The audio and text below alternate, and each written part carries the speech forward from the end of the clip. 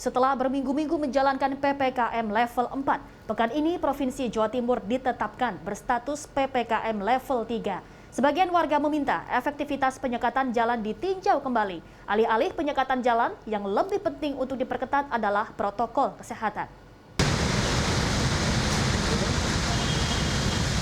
Perpanjangan PPKM menjadi level 3 pada 24 hingga 30 Agustus ini dilakukan berdasarkan asesmen Kementerian Kesehatan.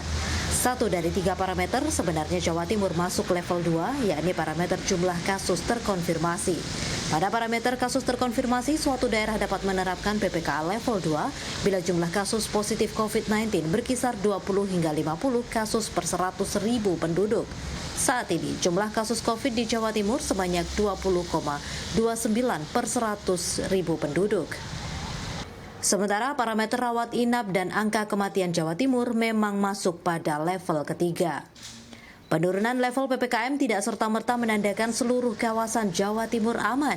Berdasarkan data 23 Agustus 2021, tak satu pun dari 38 kabupaten kota di Jawa Timur berstatus zona hijau. 15 daerah berstatus zona merah, 22 oranye, dan 1 kabupaten kuning. Ya, meskipun Provinsi Jawa Timur untuk status COVID-19-nya ini levelnya sudah turun dari level 4 menuju level 3, tidak serta-merta seluruh daerah ini berstatus aman. Misalnya saja sebagai contoh Surabaya Raya. Betul statusnya ini adalah sudah level 3, namun untuk zona aglomerasi Surabaya Raya ini masih berstatus zona merah. Pasalnya apa? Surabaya Raya seperti kita ketahui ada kota Surabaya, Kabupaten Gresik, dan juga Kabupaten Sidoarjo. Ini untuk Kabupaten Sidoarjo masih berstatus zona merah. Jadinya dengan keterikatan yang sangat kuat antar masyarakatnya, misalnya pulang pergi kerja setiap harinya, maka kawasan aglomerasi Surabaya Raya meskipun sudah berada pada level 3, namun statusnya masih berzona merah.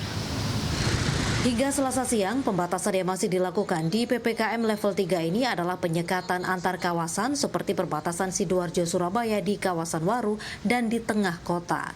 Ini dilakukan untuk mengurangi mobilitas warga. Dampaknya dirasakan para pekerja yang melaju ataupun melakukan perjalanan pulang pergi antar kota setiap hari dan pekerja bidang distribusi. Berdasarkan pemantauan di lapangan, penyekatan memang sebatas penutupan jalan sebagian, namun minim pemeriksaan. Kebetulan saya warga Sidoarjo yang bekerja di Surabaya. Ada perbedaan sih, penyekatan sudah mulai agak dilonggarkan, jalan-jalan mulai ramai, cuman ya masih saja di sana-sini ada yang disekat gitu, tetap agak muter-muter jalannya seperti itu. Untuk bidang perbankan sih impact ya Mbak, karena kan dari segi banyak untuk warga di sini kan untuk usahanya itu kan banyak yang ditutup karena PPKM, juga perekonomian kan juga semakin turun. Nah harapannya sih kalau ke depannya PPKM ini diperpanjang, harapannya sih pemulihannya cepat sih Mbak gitu. Sementara itu, Satgas COVID-19 Jawa Timur menyatakan penyekatan tetap perlu dilakukan untuk mengurangi mobilitas. Jadi kalau mobilitas memang kita lihat dia naik turun ya. Kadang memang mobilitas yang paling tinggi turun itu kan waktu PPKM darurat ya. Sementara ini PPKM yang level 3 sama 4 ini kan beberapa aktivitas kan sudah mulai dilonggarkan. Memang ada sedikit kenaikan mobilitas, tapi tetap secara overall berdasarkan baseline, kalau dulu kan kita turunnya sampai 30% ya. Sekarang masih di angka sekitar 20%-an. Sentra UKM, pedagang kaki lima, dan mal sudah dibuka untuk umum. Khusus untuk masuk mal, hanya warga yang sudah divaksinasi yang boleh masuk dan dibuktikan dengan pemindaian QR Code aplikasi. Kapasitas maksimum pengunjung 50% dan mal buka hanya sampai pukul 8 malam. Pengunjung boleh makan di restoran di dalam mal dengan durasi maksimal 30 menit dan jumlah maksimum pengunjung 25% dari kapasitas. Sementara pasar tradisional tetap buka dan menerapkan protokol kesehatan sebagaimana ketika PPKM level 4. Tempat ibadah juga sudah diperbolehkan buka. Tim Liputan.